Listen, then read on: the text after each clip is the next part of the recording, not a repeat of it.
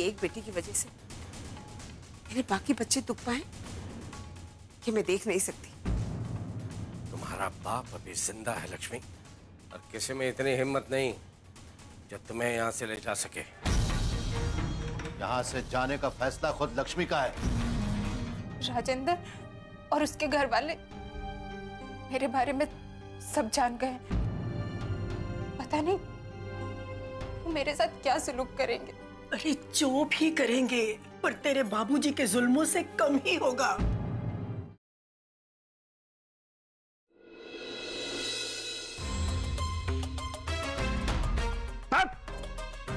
ससुर खेल समझ रखा है क्या उन लोगों ने? जब चाहे कह दिया लक्ष्मी को लिवा ले जाओ, और जब चाहे मना कर दिया। अरे ठकुराइन, वो तो समधन जी यहाँ आई थी, उन्होंने कहा था कि लक्ष्मी को लिवा ले जाओ, तब हम गए थे उनके दर पे, वरना झक मराने जाते हम। सच कह रहे ठकुराइन, सच कह रहे। 2 मिनट की देर हो गई, वो ससुराल ठाकुर विजयराज वहां आ गया। अपमान कर दिया उसने हमारा, अपमान कर दिया। ठकुराइन, कोई बात नहीं, अगर वो वहां नहीं आता तो आज लक्ष्मी हमारे कदमों में पड़ी होती। सच कह रहे हैं, आज लक्ष्मी हमारे कदमों में पड़ी हुई होती, और उसका वो असर करते कि सारी दुनिया याद करती। खैर, कोई बात नहीं है, कभी ना कभी तो वो हमारे चंगुल में आएगी। फिर देखना तुम ठकुराइन, हम उसे ऐसे जख्म देंगे कि सारी दुनिया याद करेगी। देख लेना तुम बैठो ठकुराइन, बैठो तुम, बैठो।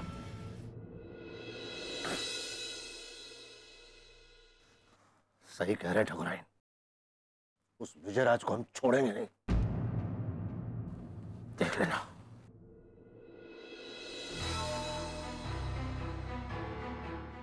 राम राम ठाकुर साहब।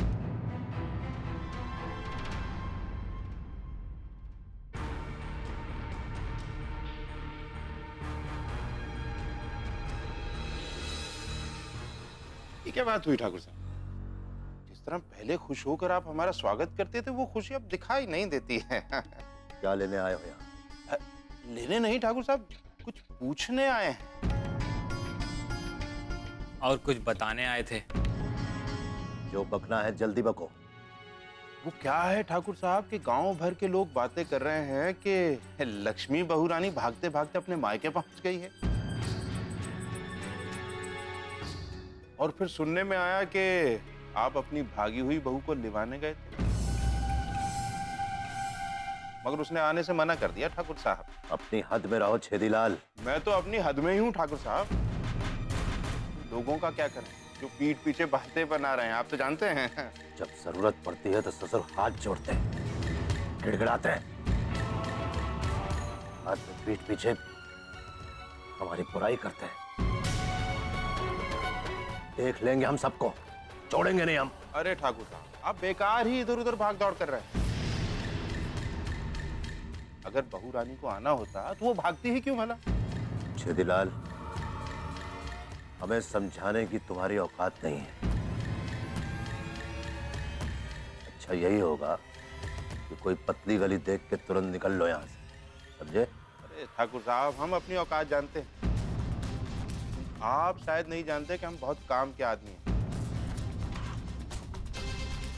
एक बात की गारंटी तो हम दे ही सकते हैं कि हमारी जो कावेरी है ना, बहुत ही सुशील कन्या है। अगर छोटे ठाकुर से उसका ब्याह हो जाएगा ना, तो जिंदगी भर आपका हुक्म मानेगी। इस हवेली को बारिश भी देगी और कभी घर छोड़ के भागेगी भी नहीं। लगता है हमारी बात शायद तुम्हारे समझ में नहीं आ रही है। अरे हम सब समझ गए मालिक, तभी तो बता रहे हैं। बस एक ही दिन तो बाकी है, कावेरी इस घर में बहू बन के आने ही वाली है। फिर क्यों आप लक्ष्मी बहू के पीछे समय बर्बाद कर रहे हैं? एक बार मेरी बेटी कावेरी इस घर में बहू बनकर आ जाए, इस घर में 4 चांद लग जाएंगे, कसम से बता रहे हैं। बहुत हो गया छेदीलाल, अब निकलो यहाँ से। चलो बढ़ो, निकलो यहाँ से। ठीक है, निकल जाते हैं। राम राम ठाकुर साहब। जाओ। चले जाएंगे। वैसे हमारी कावेरी बिटिया है बहुत सुशील कन्या, बस आपसे कह रहे हैं। जाओ। सुशील कन्या, कन्या और सुशील,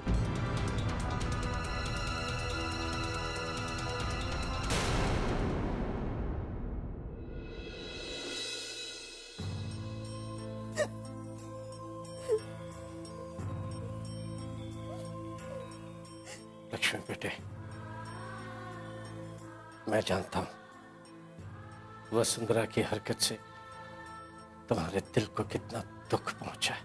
बाबूजी, आपने मुझे अपनी कसम देकर रोक दिया। आपने मुझे जाने क्यों नहीं दिया बाबूजी? बेटे, अगर मैं तुम्हारी जगह पर होता तो मैं भी एक पल के लिए इस घर पर नहीं रुकता। मैं जानता हूं और मैं इसीलिए तुम्हें रोक रहा हूं कि बाहर जो शिकारी तुम पर घात लगाए बैठे हैं वो तुम्हें जिंदा नहीं छोड़ेंगे। मैं सब कुछ ठीक तो नहीं कर सकता बेटे, बस तुमसे हाथ जोड़कर माफी मांगता हूं। बाबूजी, ये क्या कर रहे हैं आप? वासु के पाप का प्रायश्चित करना चाहता हूं मैं। नहीं बाबूजी, आप ये सब मत कीजिए, हाथ मत जोड़िए आप। मैं कभी सोच भी नहीं सकता था कि वसुंधरा तुम्हारे साथ ऐसा करेगी। माँ ने जो कुछ भी किया बिल्कुल सही किया बाबूजी।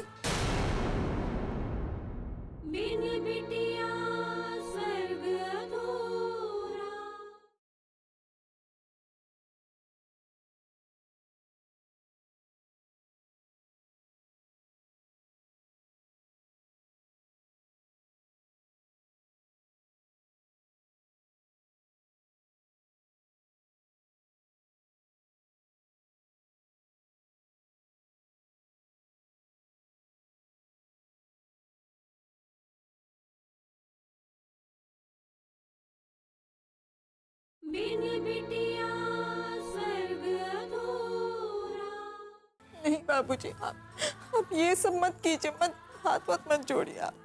मैं कभी सोच भी नहीं सकता था कि वसुंधरा तुम्हारे साथ ऐसा करेगी। माँ ने जो कुछ भी किया बिल्कुल सही किया बाबूजी। आप जरा उनकी तरफ से सोचकर देखिए। मेरे यहाँ आ जाने से पल्लवी का रिश्ता नहीं हो सका। लोग तरह तरह की बातें कर रहे हैं, ताने दे रहे हैं। आखिर कब तक सहेंगे वो? जितना संघर्ष तुम अपने अजन्मे बच्चे के लिए कर रही हो ना बेटे, उसके सामने तो ये कुछ भी नहीं है।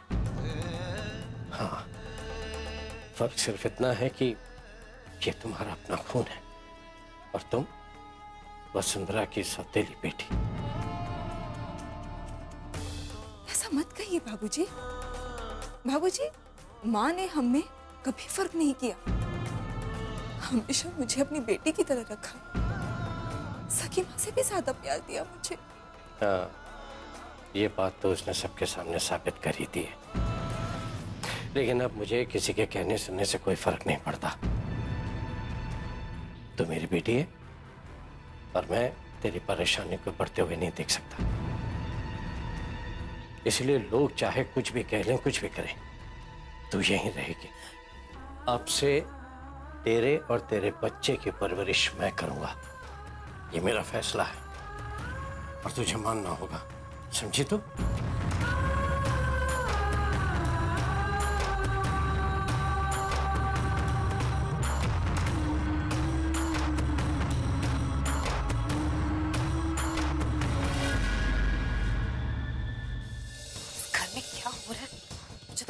में ही नहीं आ रहा। एक तरफ लक्ष्मी दीदी की जाने की बात होती है और एक तरफ नहीं।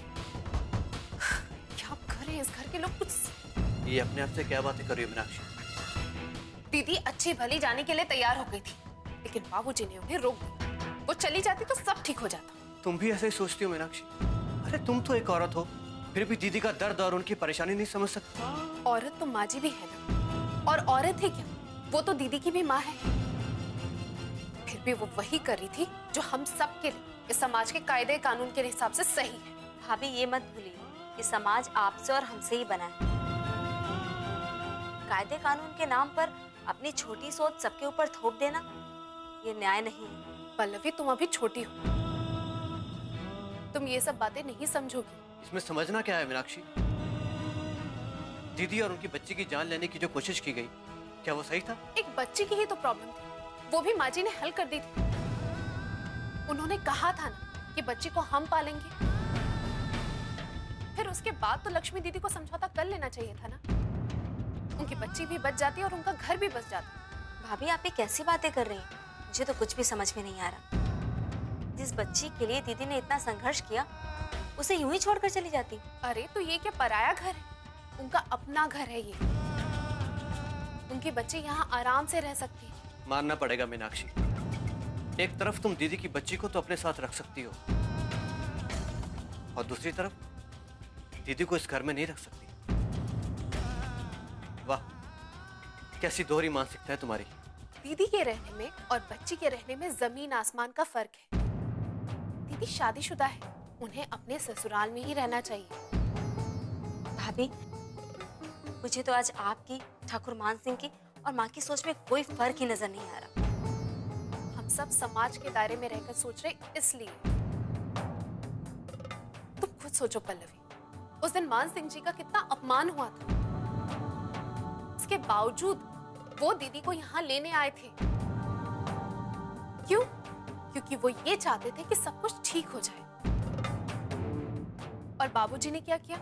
उनकी बात को समझना तो दूर, उनका एक बार फिर से अपमान कर दिया, ताकि बिगड़ती बात बनने के बजाय और बिगड़ जाए, ताकि भविष्य में उसे सुधारने का कोई उपाय ही ना बचे। तब कुछ होने के बाद मुझे नहीं लगता कि ठाकुर मान सिंह जी दीदी को कभी अपनाएंगे। भाभी, जब से दीदी घर आई है, आपको प्रॉब्लम क्या हो गई है उनसे? पहले भी तो दीदी घर आती थी ना, तब तो आप ऐसा नहीं करती थी। दीदी पहले मेहमान बनकर आती थी और अब वो यही रहने आ गई है। बेटी अगर 4 दिन के लिए मायके रुके तो अच्छा होता है। अगर उम्र भर के लिए ठिकाना बनाती है ना, तो दुनिया बातें बनाने लगती है। यही समाज का नियम है और मुझे लगता है यही सही है।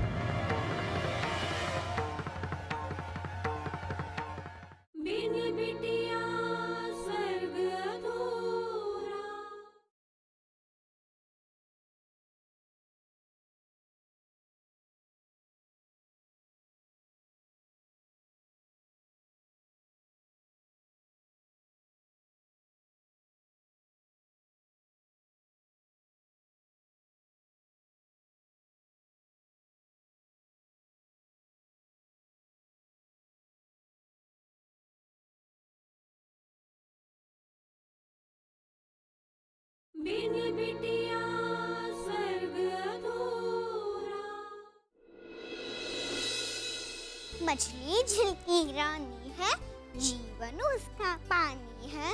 हाथ लगाओ तो डर जाएगी, बाहर निकालो तो मर जाओगे। मैं उठाती हूँ। वेरी गुड अनु। हेलो भाभी, कैसी हैं आप? कब, कैसे, क्या हुआ था? नहीं, हाँ, मैं कोशिश करती हूँ भाभी। आप माँ का ध्यान रखिएगा। हाँ, मैं जल्दी से जल्दी आने की कोशिश करती हूँ। बताती हूँ विशाल को। आप माँ का ध्यान रखिएगा। Okay bye. क्या हुआ? माँ की तबीयत बहुत खराब है विशाल, मुझे जाना पड़ेगा। भाभी का फोन था। हाँ तो जाओ तुम। पर अनु, मैं भी चलूंगी। बेटा मैं तुम्हें लेकर जरूर जाती, पर तुम्हारी पढ़ाई का क्या होगा? अरे बहू, कौन सी कलेक्टरी की पढ़ाई चल रही है उसकी, है? अरे पढ़ाई के पीछे बच्ची का दिल दुखाना ठीक नहीं है। अरे नहीं माँ, उसके 3rd टर्म है, उसकी पढ़ाई का नुकसान होगा। क्या करूं? तुम एक काम करो, इसको माँ के पास छोड़ जाओ और तुम अकेली चली जाओ। ठीक। बावला हो गया बेटा। अरे ऐसी हालत में बहू को अकेला जाने देगा? तू छोड़ के आ इसे। लेकिन माँ मेरा ऑफिस है। मैं अरे तो एक दिन की छुट्टी ले ले। ठीक है, तुम जाने की तैयारी करो, मैं टिकट का इंतजार करता हूँ। तो फिर मैं भी चलूंगी। बेटा मैं माँ को छोड़ के एक दिन में आपके पास वापस आ जाऊंगा, ठीक है? तैयारी करो। ठीक। अरे तुम जाओ, अपना बैग वैग तैयार करो, फिर सुबह टाइम नहीं मिलेगा तुम्हें। जी माँ जी। अरे क्या हुआ बिटिया? मुझे भी जाना है। भाई मैंने तो कहा था कि तुम्हें भी ले जाए साथ में, लेकिन दोनों मानते ही नहीं, तुझे ले जाना ही नहीं चाहते अपने साथ।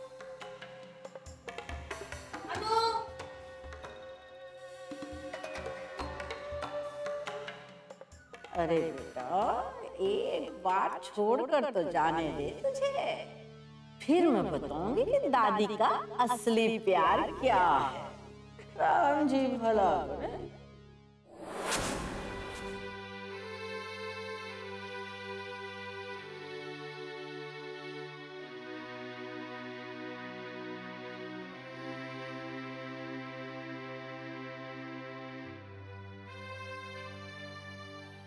क्या हुआ अनु? मुझे भी आपके साथ जाना है। बेटा मैं तुम्हें अपने साथ नहीं ले जा सकते, समझो मेरी बात को। लेकिन क्यों माँ? क्योंकि तुम्हारे एग्जाम्स है ना। मैं वहाँ पे पढ़ाई कर लूंगी। बेटा हाथ दो अपना। बेटा नानी बहुत बीमार है और पता नहीं वहाँ क्या माहौल है। हो सकता है उन्हें हॉस्पिटल लेकर जाना पड़े।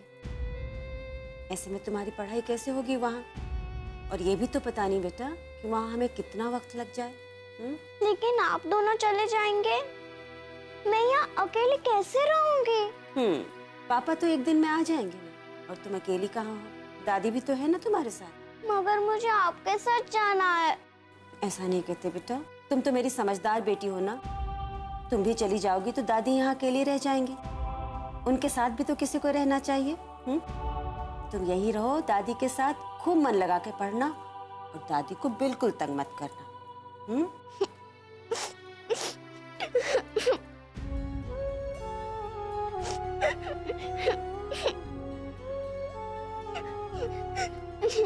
देखो बेटा, बेटा तुम ऐसे रोओगी तो मैं कैसे जा पाऊंगी? तुम्हें बताओ। तो फिर आप मुझे लेके चलिए ना।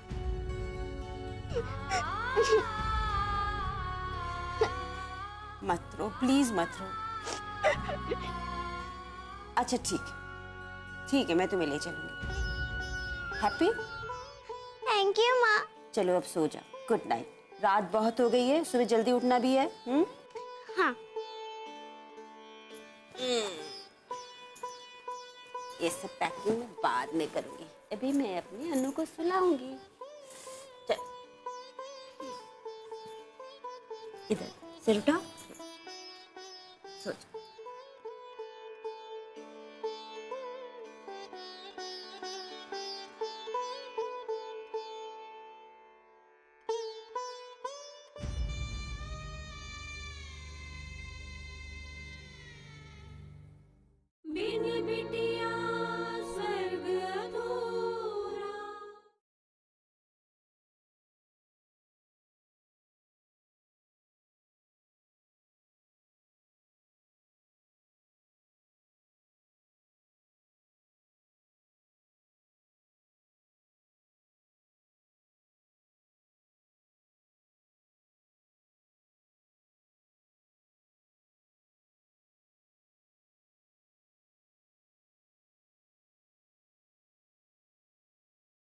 बिन बिटिया स्वर्ग अधूरा।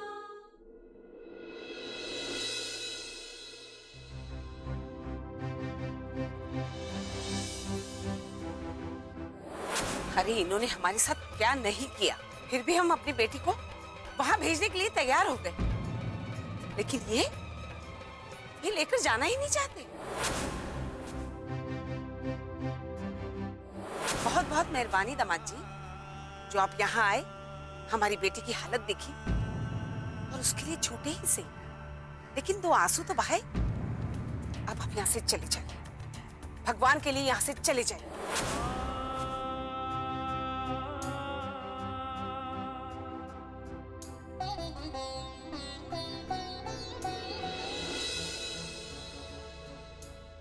नारायण, ये क्या कर रहे हो तुम? काश कि कुछ कर पाता तो अपने परिवार के साथ होता शायद। बेवकूफों जैसी बातें मत करो नारायण। तुम एक ठाकुर हो, जो औरत तुम्हें छोड़कर तुम्हारी जिंदगी से चली गई, उसके लिए आंसू बहाना बंद करो अब। मेरी जिंदगी पर आपका अधिकार है, लेकिन मेरी भावनाएं, मेरी यादें और मेरे आंसू सिर्फ मेरे हैं। तुम पर कितना भरोसा था नारायण हमें। हम समझते थे कि तुम हमारे खानदान का नाम रोशन करोगे, जिस तरीके से हमने और हमारे पूर्वजों ने किया। लेकिन नहीं, सब खत्म कर दिया तुमने।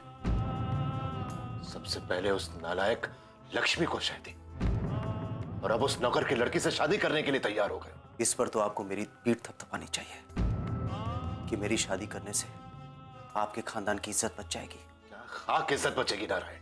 बल्कि शादी के बाद लोग हम पर थू-थू करेंगे, पीठ पीछे हमारे बारे में न जाने क्या क्या बात बनाएंगे। और सबसे बड़ी बात तो यह है, लोग कहेंगे कि खोट हमारे बच्चों में थी, जो सबसे पहले लड़की की, उसके बाद लड़के की शादी नौकरों के खानदान में करने के लिए तैयार हो गए। पहली गलती आपकी थी। एक अजन्मी बच्ची को उसकी मां की कोख में ही मारने का पाप करना चाहते थे आप, लेकिन लक्ष्मी को यह मंजूर नहीं था। वो ये पाप नहीं करना चाहती थी। वो आपके सामने रोई, गिड़गिड़ाई, लेकिन आपका दिल नहीं पसीजा। तब उसने अपनी बच्ची को बचाने का फैसला लिया, और ये सुख चैन सब छोड़कर चली गई। एक अबला नारी आपकी कैसे आजाद हो गई, और ये हार आप बर्दाश्त नहीं कर पाए। अपनी कुंठा को, अपने अहंकार को बचाए रखने के लिए बिगड़ी बात बनाने की बजाय आपने नंदिनी का रिश्ता तोड़ दिया, और इतने पर भी आपका गुस्सा शांत नहीं हुआ तो आपने एक नौकर के लड़के के साथ उसका ब्याह कर दिया।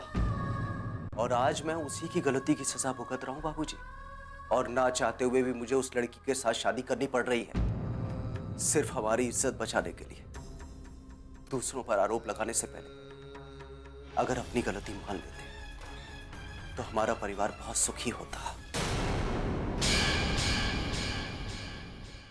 समाज में रहते तो ध्यान तो देना ही पड़ेगा ना ठाकुर साहब। और फिर यह सच है ना कि नंदी का ब्याह आपने नौकर के बेटे के साथ करा दिया। चल मंदिर चल, और अपनी आंखों से अपने भाई की बर्बादी का तमाशा देख कि कैसे तेरा भाई तेरे गुनाहों की सजा भुगत रहा है। मैं तेरी दादी वादी नहीं हूँ। पता नहीं कहाँ से उठाकर ले आए तुझे। आज से तू मुझे मालकिन बुलाएगी, मालकिन।